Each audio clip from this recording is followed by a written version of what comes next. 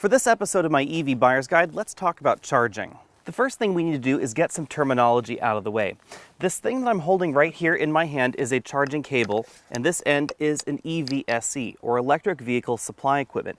This is not a charger, because the charger in modern EVs is actually built into the vehicle itself. This terminology applies to basically everything you plug your electric vehicle into. So level 1 charging stations like this that usually come with the vehicle, or level 2 charging stations that you'll find at home, installed in your garage, or in businesses, parking lots, that sort of thing. The connector at the end is a J1772 connector. It is an industry standard in North America, and it supplies AC power up to 240 volts. That's why there are 3 pins right here, because those are required for 240 volts.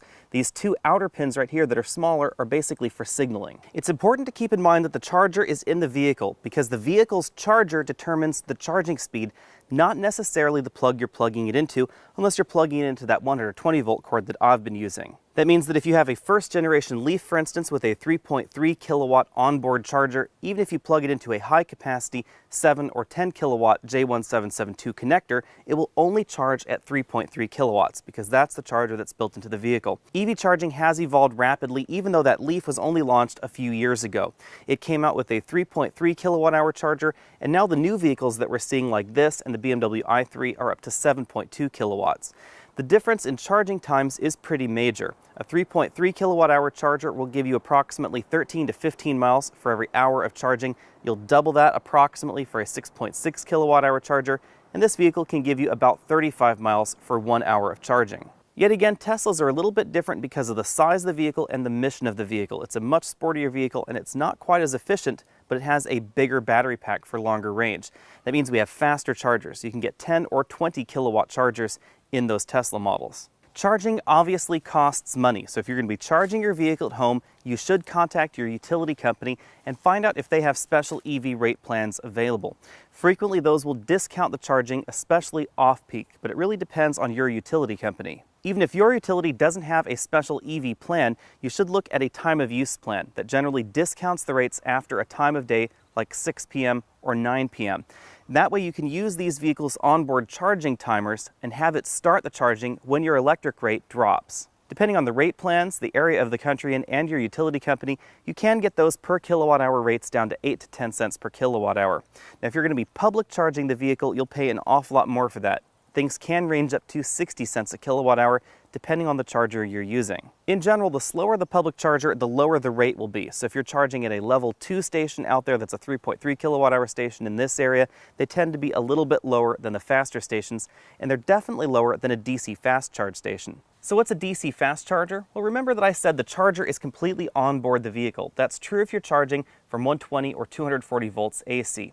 But if you go to a DC fast charge station, it's more of a collaborative effort between the charging station and the vehicle. And that's because at higher rates of charge, it's just not efficient to put an inverter that big inside this vehicle. And those fast charge stations right now in the US are charging at around 50 kilowatts, which is significantly faster than the onboard charger here. Using one of those fast DC quick charge stations, you can take this battery from approximately 0 to 80% in around 30 minutes, and that goes for the vast majority of EVs out there. An important consideration with DC quick charging is that there are 3 basic quick charge standards. This e-Golf we're taking a look at here has the new SAE combo connector. It uses a plug that looks very similar to this, but obviously has 2 additional connectors right down there for the DC quick charge portion. This is kind of a VHS versus Betamax problem, because right now there are 3 different DC fast charge standards in the United States. There's CHAdeMO, there's this DC combo connector, also called CCS, or the Combined Charging System, as well as the Tesla Supercharger Network. CHAdeMO is the original, and there are over 900 stations at this point in time in the United States. Vehicles that can charge from these stations include the Nissan Leaf, the Mitsubishi i-MiEV, as well as the brand new Kia Soul EV. There are also some at-your-own-risk conversions for the 2nd generation RAV4 EV, as well as the Mercedes-Benz B-Class Electric. There is also an available adapter for the Tesla Model S to allow it to use CHAdeMO stations because the signaling is largely compatible. You should know if you plug your Tesla Model S into a CHAdeMO station, it's not going to charge as quickly as it would at a Tesla supercharger station. The SAE combo plug, also known as CCS, is used in the i3, the Volkswagen e-Golf, as well as the GM Spark EV.